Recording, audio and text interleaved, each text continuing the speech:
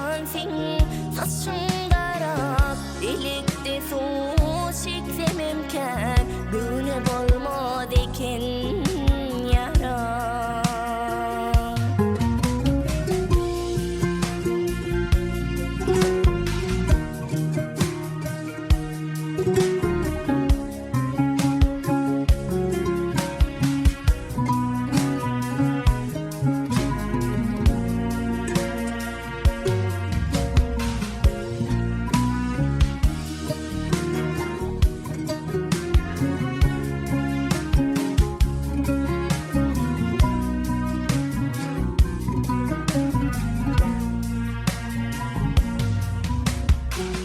İçe bas meni bağrına, başayan önümde öyle. Meni halas edersin sen, ganaysan dertlerden boğulu.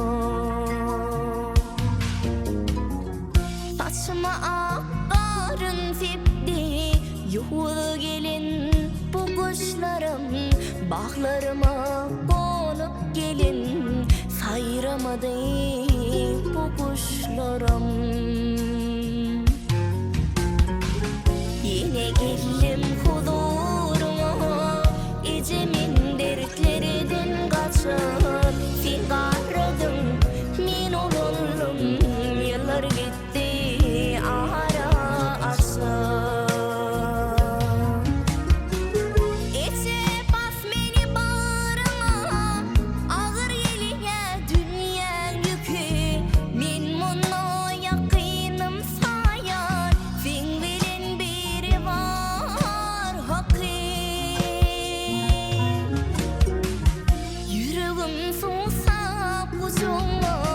Dünya dursa sen dur diyen söz verip bak durcuma, ece bassana.